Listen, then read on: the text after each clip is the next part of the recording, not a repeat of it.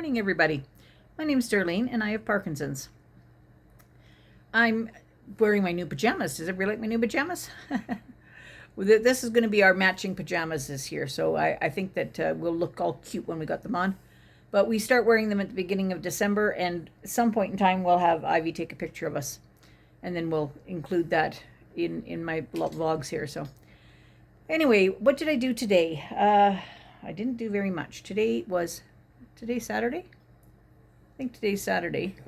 And so I was going to go up to the dollar store, but I didn't really need anything much. I needed some cinnamon toothpaste because I don't like mint. So I was going to get some cinnamon toothpaste and some hair gel. And that's all I needed. And I just didn't feel like going out. And so Claudine says, well, I'll take Gary out for a drive and we'll just stop up at the dollar store and I'll pick it up for you.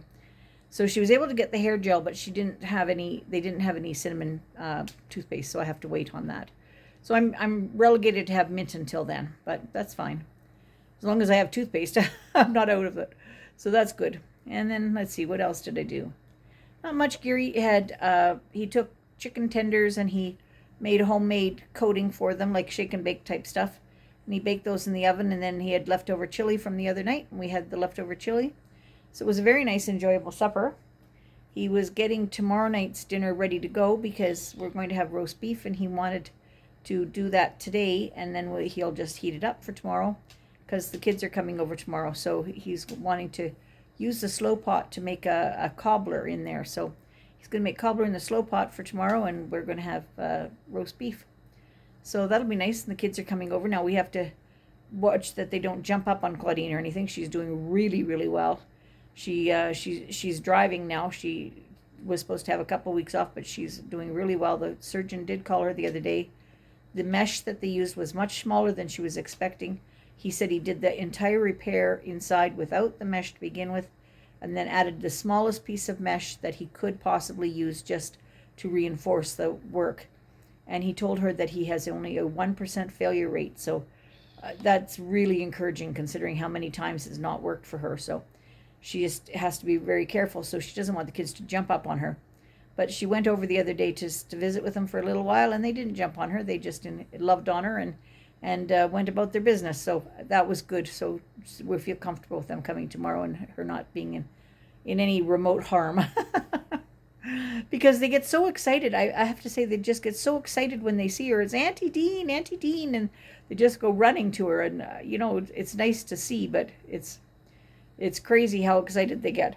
Anyway, so that's what's going on tomorrow. I had a couple of stories I was going to tell you. One of them I have told in the past, but it was a long time ago, and I've got some new subscribers, so I'm going to tell it again. And another one I didn't know about, and Gary told me this the other day. So I'm going to include a story of his in today as well. So I'll tell the rerun first, and then I'll tell Gary's story. So in my family, we always went to mom and dad's, of course, for Christmas.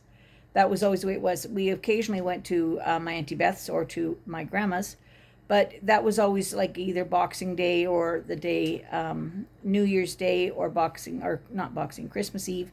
So it was always one of the other days, and Christmas Day itself was at home. Well, when I got married to Bill, we decided we were going to rotate. So one year would be my family, one year would be his family. So the year that it was going to be his family, I said, why don't I host it? And then everybody can come to my house. So that was fine. So ahead of time, I decided that we were going to make things and put them into the freezer because I didn't want to have to do it all on the same day. So anyway, I decided I was really going to show off. This was my first sort of Christmas having everybody over, and I wanted to kind of show off and say, hey, look at me, I can host a party. I should have known better. That's not what I should have been doing. But anyway, I made cabbage rolls. Now, I didn't make like a lazy cabbage casserole. Oh, no. If it was going to be for Christmas, it had to be actual rolls. And I thought, well, if I do it ahead of time, then it won't be like having to do anything other than pop them in the oven for Christmas Day. It'd be perfect. So Bill's laughing already. He knows what's coming. So anyway, I made these rolls. It took me forever to get these cabbage rolls made, but I got them made, and I was so proud of them. They looked so beautiful. So what do you do if you're going to save them for a while? I think we had about 3 weeks before we were going to use them.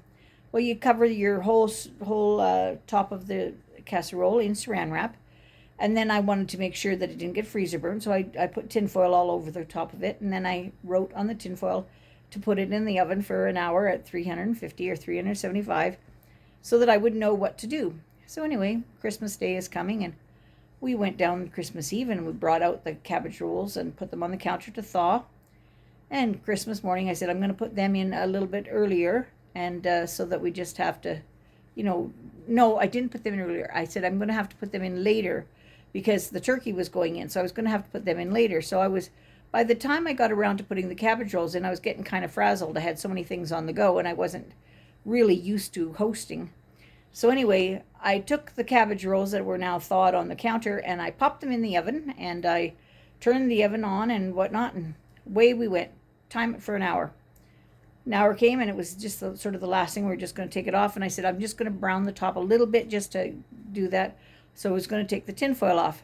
Well, if you notice that when I said I put them in the oven, I didn't tell you that I took the saran wrap off from underneath the tinfoil, because I didn't. I just took the whole pan and put it in the oven. So when I took the tinfoil off to brown the pan of cabbage rolls, literally the saran wrap was like a film of liquid on top of the pan. But because I had stretched the saran wrap over to the edges, it didn't actually touch the top of the cabbage rolls.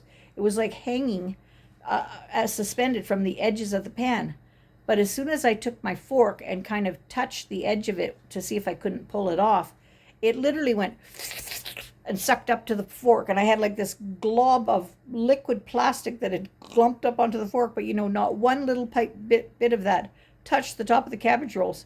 So I just never said a word. I just took the fork and threw the whole thing away into the garbage, took the cabbage rolls and put them back in just to brown the top of it. And I don't think I ever owned up to the rest of the family what I had done. We ate them, and they tasted fine, and because it never touched the top of it. But I never forgot, if you put something in your freezer, make sure that before you put it in the oven that you take the saran wrap off of it. Crazy. Anyway, so I was telling Gary this story, and he says, well, we can do you one better. I said, what's that? And he said, him and Grant, one Christmas, they're getting up, and Grant has where they live, Grant has a lovely house, and in the kitchen they have a double oven. So there's two ovens there, and they hardly ever use it, but it's really nice to have one, like, to keep things warm and whatnot. Well, this one year they decided that they wanted more stuffing than they normally have. So they decided, let's put some extra stuffing into a cabbage, or into cabbage, I've got cabbages all in my brain, into a casserole dish, and we'll put it in the other oven, and we'll just cook it outside of the turkey in the casserole dish. They thought that was a great idea, so they popped it into the oven, and then they basted. When they were basting the turkey, they took some of the basting and put it over the top of the casserole dish as well in the other oven. And they thought it would keep it all nice and moist and everything. Well, dinner time came, and of course the turkey comes out and rests for a little bit before they carve it up, and they pull all the stuffing that was inside the bird out and get all their stuff ready. Do you know when they discovered that they had left the stuffing in the bottom oven? They didn't use the oven again till the Easter time. And at Easter they went to put something into the oven, and they opened it up, and here was their pan of stuffing that was from Christmas time.